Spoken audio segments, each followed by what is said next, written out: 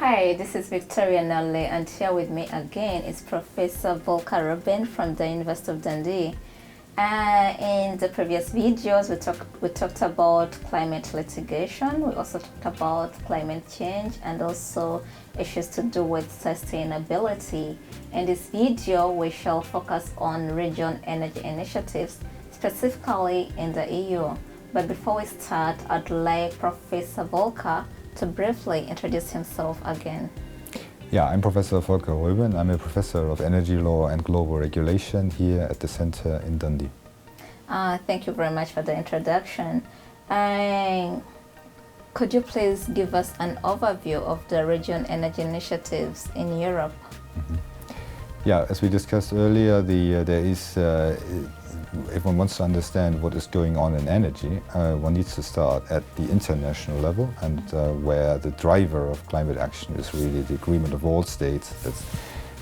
We need to have a transition towards a much more sustainable global energy system. Now, this is at the international level, involving all states, all 190 states in the world. But at the same time, we have agreements and action at in different regional organizations. Now, regional organizations are organizations that bring together just a number of states, not all of them, effectively states that live in the same, that exist in the same part of the world. Now, you have such organizations in Africa, you have such organizations, regional organizations in Asia, and you also have them in Europe. Now, the European Union is the regional organization of the European states, currently 28 states, and they have been working on common problems for some time, since 1957 really, and didn't really much think about energy until very recently. But they have started to think about it very seriously in connection with the phenomenon of climate change. As a consequence of that, the European states in the European Union have said we need to also transition to a much more sustainable, carbon neutral energy system. And the way to do this, in essence, in a nutshell, is by closer cooperation. Rather than everyone doing their own thing and having lots of very inefficient energy policies, the idea is let's have links between our energy markets. In principle, you can easily understand what the point is, because if you imagine, for instance, a place such as Scotland, where there's lots of wind, as we all know when we walk out of this building, and therefore lots of wind energy, then this is produced here, but it may have to be consumed somewhere else, where there is no wind. For instance, say in Paris, in France. So it makes no sense to have a separate Scottish and a separate French and a separate Italian energy market. It makes only sense if these markets are connected, so that ideally renewable energy is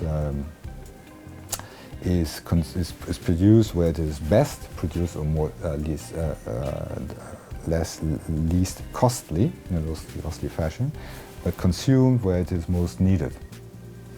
Then you have an ideal scenario, and the idea of the European Energy Union is just that, to ensure that everybody in the 28 member states has access to energy without borders, without limits. So you need to have certain common rules that determine how energy is sold and purchased across these different jurisdictions, but you also need to have rules on the infrastructure, the cables that connect the markets and across the Channel or the North Sea. And all of this needs cooperation. That's the key thing. It does not happen by itself. It needs cooperation between states, and the job of the European Union is to enable this.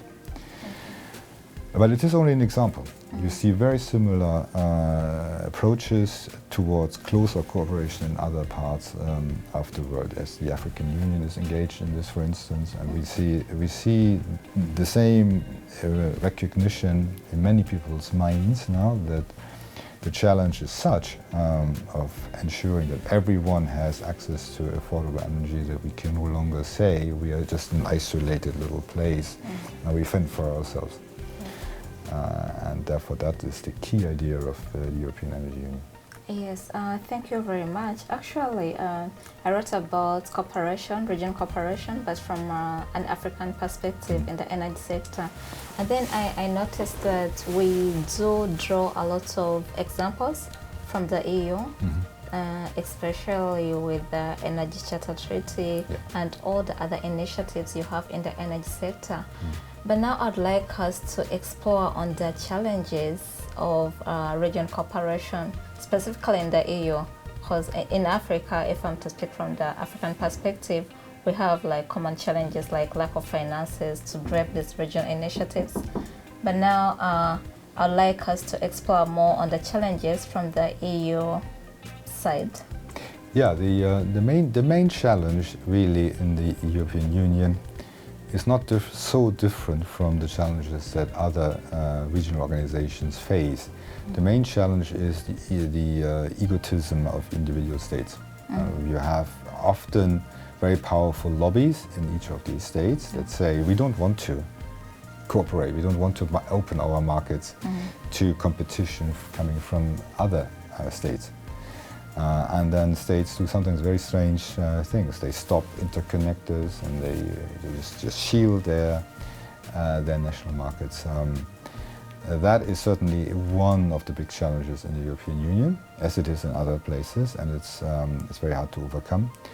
The other challenge is to make sure that the potential benefit of truly regional market is realized.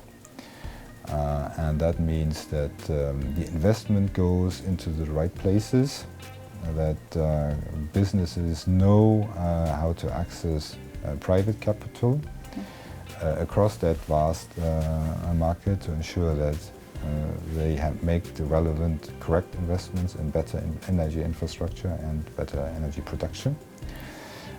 And eventually there needs to be mechanisms of finance. So when you mention, for instance, what the European Union can do and is doing to a certain extent to help regional corporations in other parts outside of Europe, then one of the things they are doing is actually providing finance. So hopefully we will learn more about this here in our modules. Okay. All right. Thank you very much. In the next video, we shall talk about international energy law. Stay tuned.